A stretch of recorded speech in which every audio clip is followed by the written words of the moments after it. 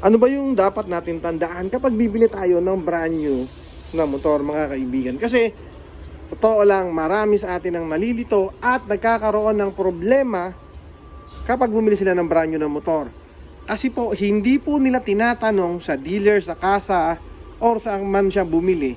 Lagi niyong tandaan, mga kaibigan, kapag bibili ka ng motor, isa-isahin niyo po at dapat ninyo munang maunawaan kung ano mga yung rules, and guidelines, and regulations ng bawat dealer. Unahin natin, mga kaibigan, yung ORCR. Sino po ba at kanino natin kukunin ang ORCR ng ating motor kapag po ito ay nabayaran na natin? Ito po ba ay kukunin natin sa dealer or sa financing? Tandaan nyo na ang ating mga motor na installment, ito po ay galing sa financing or sa finance po ang nagbabayad dyan, or sa financing po ang humahawak ng ating original na ORCR. Ang dealer po, sila lang po yung nagdi-distribute o sila lang po yung nag-i-issue sa atin ng motor. Pero ang pera po na ginagastos nila ay dagaling po doon sa financing. Meron po dyan dealer na 2 o 3 financing ang may hawak dyan.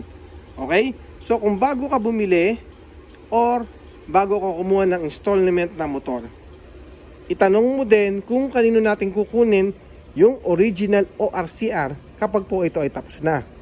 At kung repo naman, mga kaibigan, na kukunin mo at tapos mo na, pag-usapan din ninyo kung sino yung magpapalipat ng pangalan o transfer of ownership, kung ikaw ba o si dealer.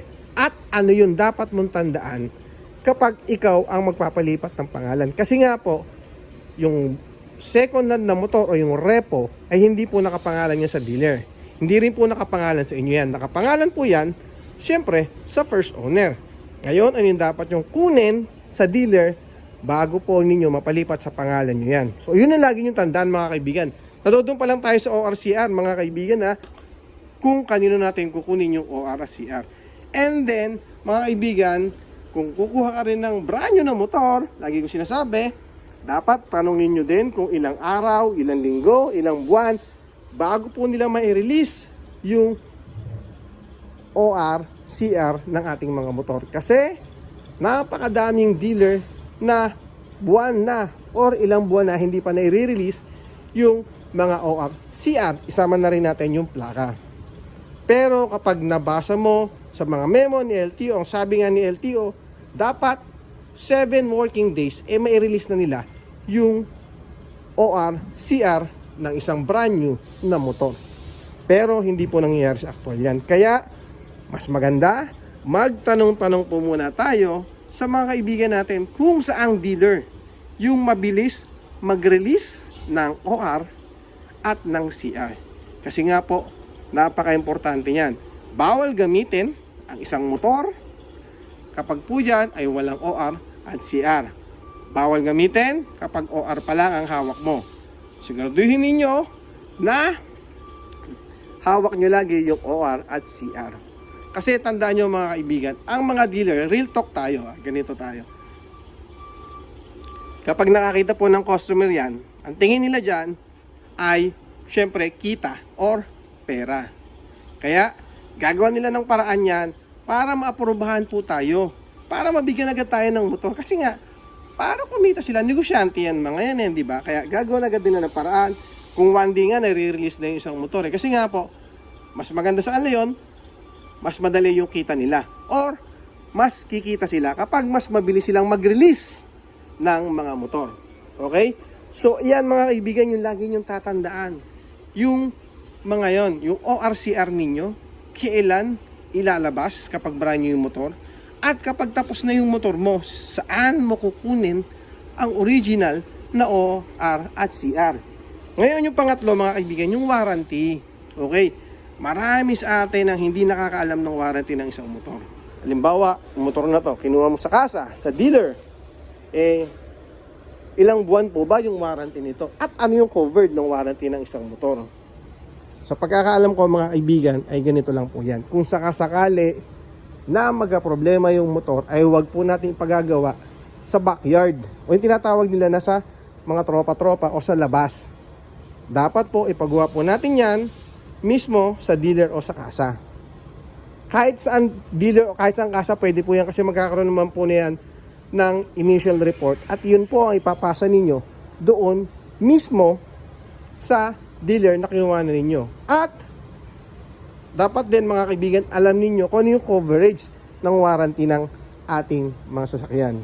Totoo naman, kasi pag nakakuha tayo ng brand new na motor, hindi na natin alam, hindi natin inaalam kung ano yung warranty ng isang motor. Siyempre excited tayo na magkaroon ng motor. Pero sa ngayon, kailangan ma-aware po tayo. Kailangan malaman na natin na yung mga motor natin, may warranty po yan. Hindi lang po basta-basta yan ibibigay sa inyo ng walang warranty. At mga kaibigan, dapat tandaan nyo din na maging updated kayo sa pagbabayad niyan. So, sayang din yung mga penalty na binibigay natin. And, wag yung kakalimutan, yung mga resibo ninyo ay itago ninyo. Baka mamaya sa bandang huli, kailanganin nyo po iyan. Okay?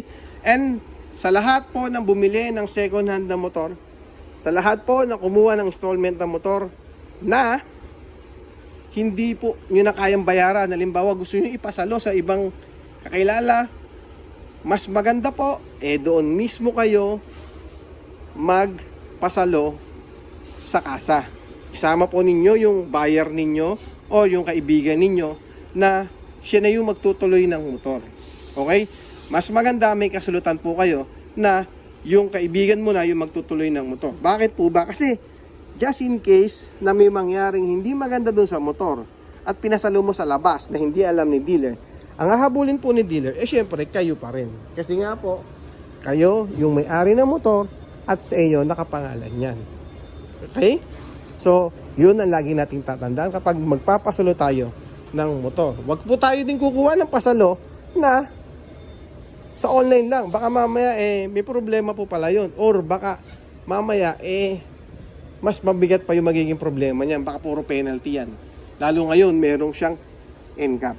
So, yun lang mga kaibigan na gusto ko lang din malinawan yung iba. Kasi nga po, isang kaibigan natin, syempre, big shoutout kay Atlas Moto, na namang problema siya. Kasi nga, yung kanyang motor na kinuha doon sa isang dealer, tapos na niyang hulugan noong May pa, ano ngayon, June na. Tapos, tinatanong niya kung nasaan na yung kayang original na ORCR, ang sabi, nadudun daw sa financing. Doon niya kukunin yung kanyang original na ORCR. Pero ang pagkakaalam niya, dapat sa dealer yun. Okay? Hindi sila masyado nagkaintindihan or miscommunication sa part nila doon. Kaya, kung ako sa inyo, mas maganda, malaman natin kung saan at kanino kukunin yung original na ORCR kapag po ito ay tapos na nating bayaran. At dapat alam nyo din sa dealer ninyo kung ilang araw bago sila mag-release ng ORCR. Dapat maging matalino po tayo sa pagbili, pag-installment o hulugang motor, especially ngayon. Mahirap pong bumiyahe ng walang ORCR. At syempre, kapag expired la yung inyong sasakyan. Okay? Tandaan nyo lagi, ang tingin sa atin ni kasa or ni dealer ay kita or pera. Kasi nga po, kailangan nilang kumita para lumago ang kanilang negosyo. Okay? So, yun lang mga kaibigan na ingat po tayo palagi. And syempre, big shoutout sa lahat ng mga may motor dito. Ayan, no? Gaganda ng mga motor nila. Okay. Thank you. Bye-bye. Ride safe always. Bye. Thank you.